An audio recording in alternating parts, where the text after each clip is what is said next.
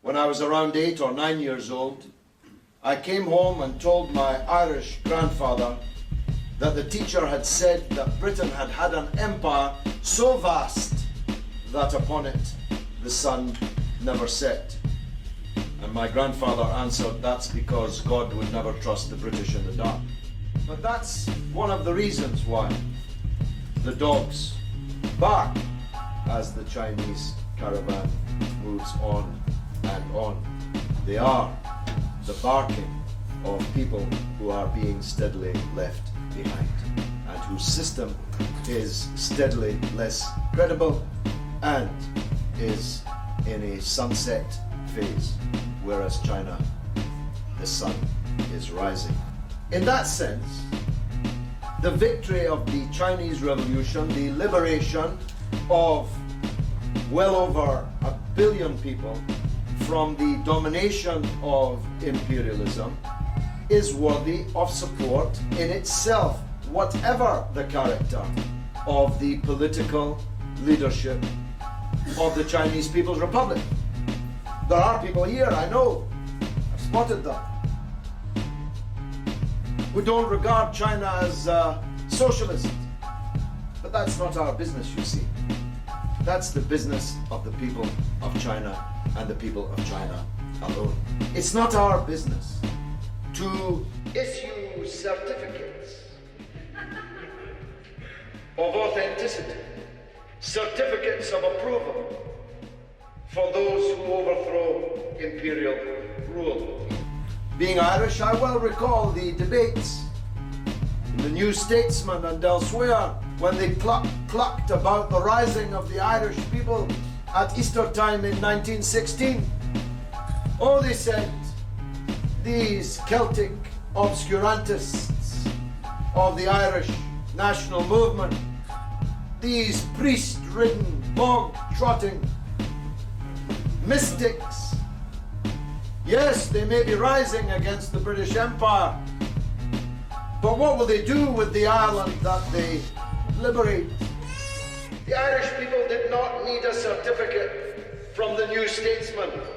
The only certificate that mattered to them was that issued by the Irish people themselves. So in one sense, I could dismiss, those dogs whose bark is about the character of the People's Republic of China today. Be gone with you. It's none of your business how China organizes its internal affairs. They're not seeking to determine how we live in Southall, how our traffic systems should be reorganized in Southall. The Chinese media is not endlessly prognosticating on the corrupt felons in the British House of Commons looting the public purse with their expenses claims, because they rightly regard that as a matter to be dealt with by the people of Britain and them alone. There may be too much pollution in China, but that's a matter for China to deal with, and they don't need sanctions imposed from this green and pleasant and no doubt perfect land in order to encourage them to do so.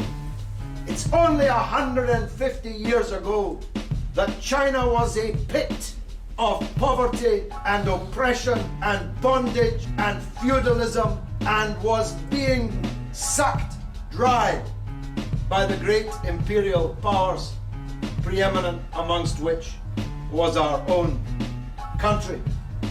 It's only a little over 100 years ago since we obtained the Hong Kong, whose democratic rights we belatedly became so concerned about, very belatedly indeed as it happens.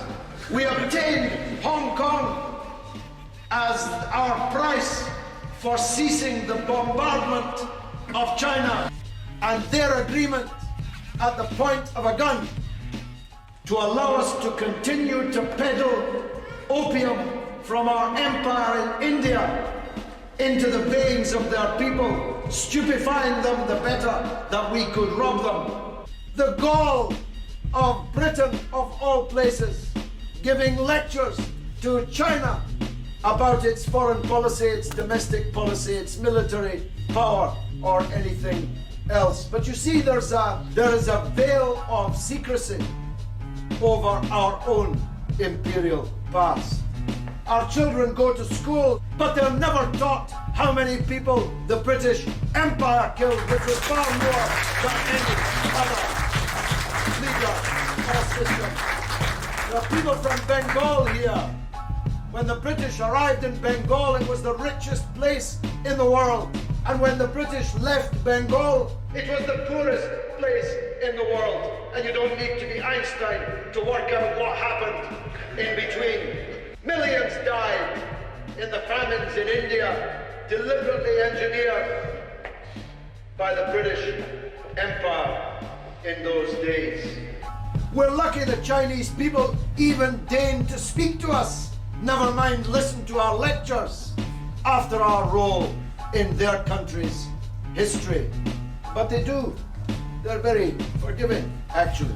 I dare say it's a long time since the Chinese raised these rather dubious characteristics of our previous and historic relationship between Britain and China. But one thing is clear, and it's my first reason for always having supported China. The days when foreign countries could order China what to do are gone and gone for good. You see, I believe that the collapse of the Soviet Union was a disaster for the world. The collapse of the Soviet Union left one single behemoth hegemonic superpower in the world, and look at the mess they made of the power that they inherited. It is profoundly unhealthy.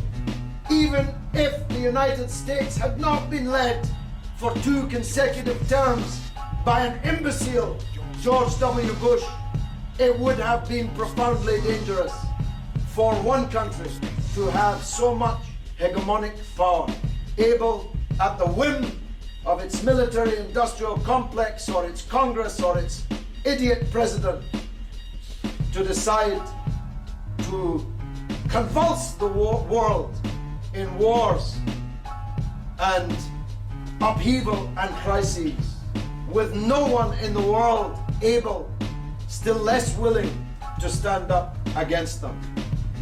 The emergence of China in these last decades as not just a superpower, but as rapidly becoming the second most important economic power in the world, becoming one of the most important military powers in the world, developing its diplomatic skills and experience. 10 years from now, nothing big will happen in the world without China's agreement.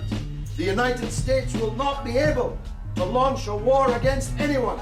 They will have to seek the agreement of China for any major development in world affairs. And within 25 years, let's say, I believe that China will overtake the United States to become the most powerful and important country in the world. Hallelujah. You say there's no God, some of you. Hallelujah. Quite by chance, actually, in Geneva last Wednesday, in the very hotel, I was puzzled why all these television crews started to arrive.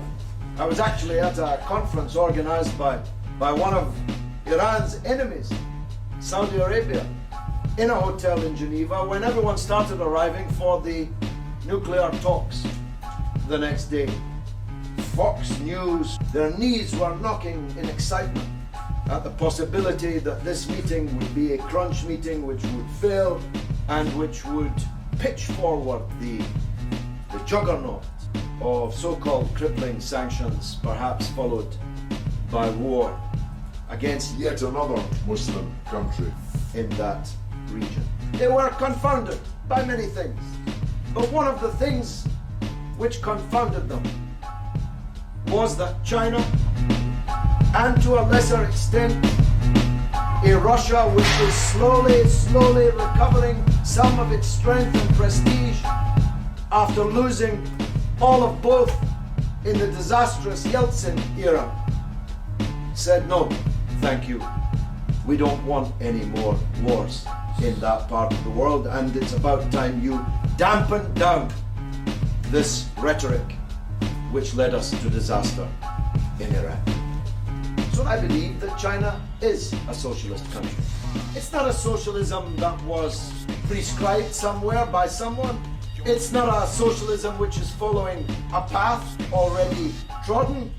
They don't make light of the fact that there is income inequality in China, which is too great, and that it's the role of the state to try and correct and mitigate those income inequalities. They don't make light of the fact that some parts of China are better developed than other parts, and that it's the role of the state to try to direct industry and investment to parts of China which don't automatically attract inward investment from elsewhere. They don't make light of the fact that the danger of massive flight from the countryside to the cities can, as it did in Western countries, skew in an obscene way the balance of such a vast territory and such a huge population. They don't make light of the fact that there are many who would like that this prophecy that China will not be a socialist country should come true, are doing everything that they can to fulfill that prophecy.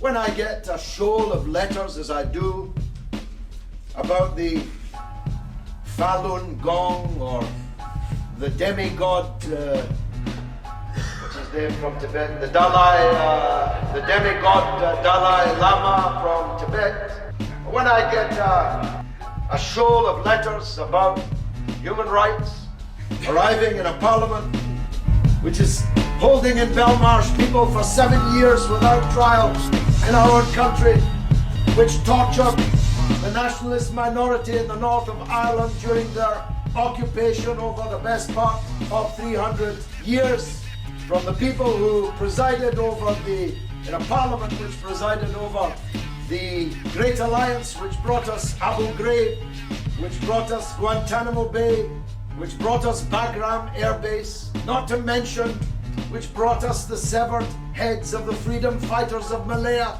and all the other parts of empire that we drowned in blood in order to try and hold on to.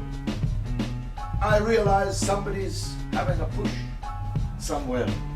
When I drive past the Chinese embassy, I wonder whose turn is it this quarter for the encouragement to cause problems for China. China has real problems. I trust the Chinese government to solve them a lot better than I trust Gordon Brown and you Labour. China has lifted 400 million people out of desperate bondage, degradation, humiliation, and poverty. That's human rights, by the way. The human right to live and to have food and education and a house and a job and a future guaranteed to be better than the past. These are also human rights. And democracy is not just about putting an X on a piece of paper every 4 years between Tweedledee and Tweedledum, two cheeks of the same backside. That's not democracy. At least that's only a part of democracy. The outcome of the democracy, the outcome of the governance is just as important as the process by which it was arrived at. So I say, all hail the People's Republic of China. Happy birthday. Many, many, many happy returns. Thank you very much.